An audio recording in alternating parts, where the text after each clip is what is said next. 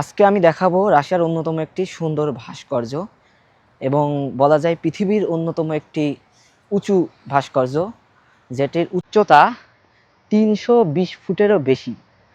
So let's go.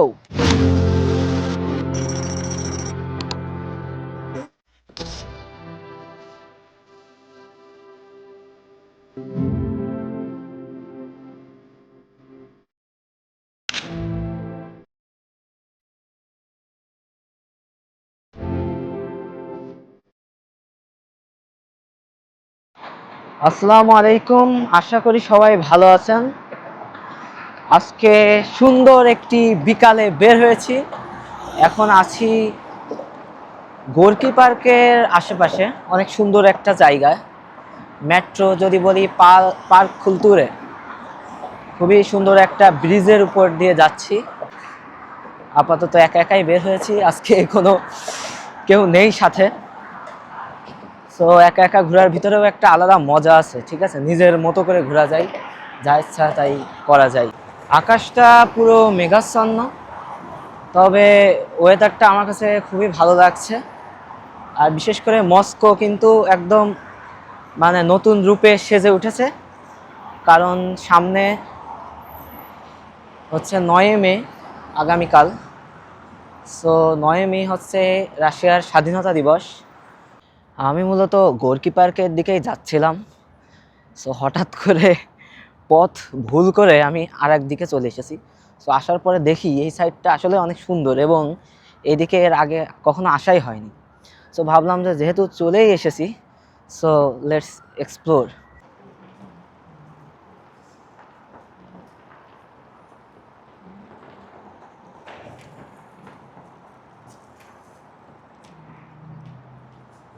কিছু দোকান আছে যারা এই যে বিভিন্ন ধরনের এই যে এমন ছবি আর কি বিক্রি করছে। এই যে এখানে মানে মস্কোর যেসব ঐতিহাসিক জায়গা বা সুন্দর সুন্দর যেই জায়গাগুলো, সেই ধরনের প্রিন্টগুলোই আর কি এখানে দেখা যাচ্ছে।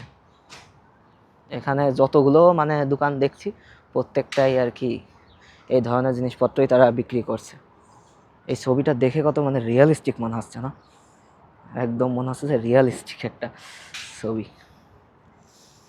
যাই হোক, এগুলোর দাম মনে হয় অনেক অনেক হবে, দেখেই বোঝা যাচ্ছে।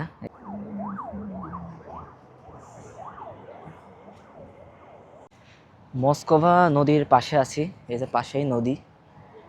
সো প্রচুর বাতাসে মনে হচ্ছে উড়িয়ে নিয়ে যাচ্ছে এবং ওয়েদারও মোটামুটি ভালোই ঠান্ডা।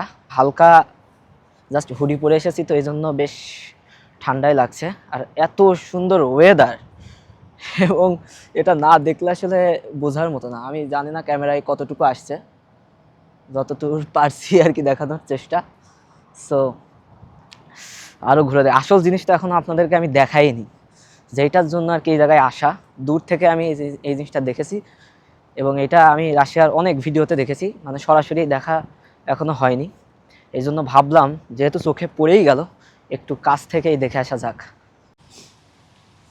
আমাদের বাংলাদেশে হলে এতক্ষণে টিকটকারদের ঠেলায় হয়তো এখানে মানে টিকটকার এক পাশে এবং আরেক পাশে হচ্ছে ফুচকা ঝালমুড়ি এগুলোর দোকান দিয়ে মোটামুটি কভার হয়ে যেত।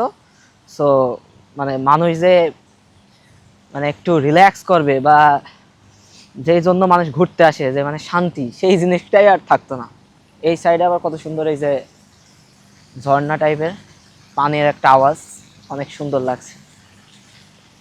জায়গাটা দেখেন, গাছ দিয়ে তারা মানে এত সুন্দরভাবে গাছগুলো সারিবদ্ধভাবে তারা সাজিয়েছে যে দেখার মতো একদম।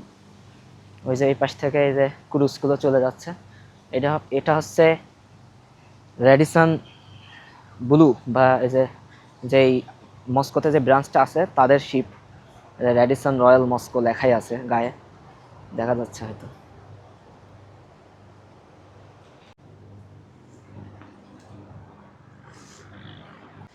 সো ফাইনালি আমি চলে এসেছি।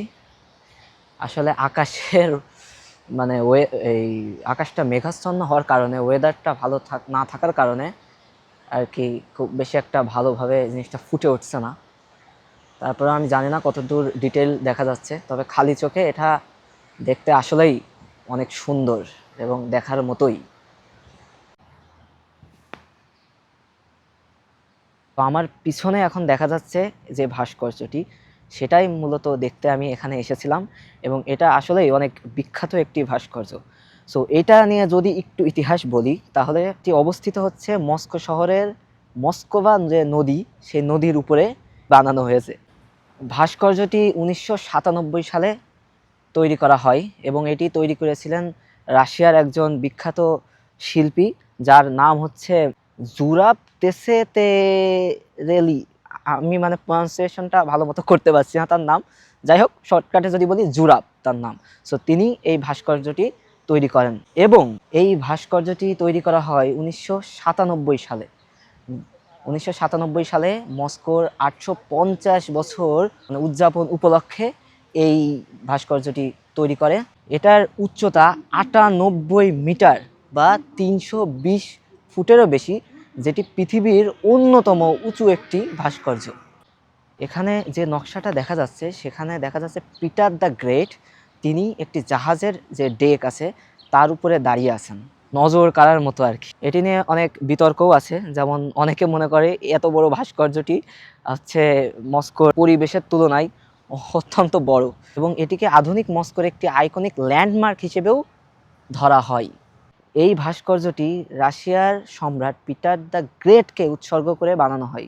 এই ভাস্কর্যটিতে দেখা যায় পিটার দ্য গ্রেট তিনি ডেকের উপরে দাঁড়িয়ে আছে এবং রাশিয়ার নৌবাহিনী এবং সমুদ্র শক্তি বৃদ্ধিতে তার যে অবদান, সেই অবদানকে মনে রাখার জন্য বা ভবিষ্যৎ প্রজন্ম সামনে তুলে ধরার জন্য এই ভাস্কর্যটি আজ এভাবে আর কি এখানে দাঁড় করিয়ে রাখা হয়েছে। সো ওয়েদারের অবস্থা খুব বেশি একটা ভালো না।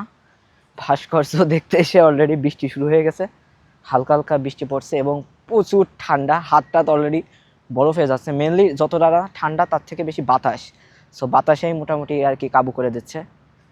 তবে একটা দেখার মতো একটা আইকনিক জিনিস, কখনো যদি কেউ মস্কোতে আসেন অবশ্যই ইউ ক্যান ভিজিট দিস। বৃষ্টির জন্য আর ঘুরে দেখা পসিবল হলো না, এখন ব্যাক টু দ্য প্যাভিলিয়ন, কারণ বৃষ্টিতে অলমোস্ট অবস্থা খারাপ, প্রচুর ঠান্ডা, বাইরে থাকার মতো অবস্থা নেই, এখন আমাকে একটা শেল্টার খুঁজতে হবে। সো আজকের মতো এখান থেকে বিদায় নিচ্ছি, দেখা হবে আবার নতুন কোনো ভিডিওতে। Good bye.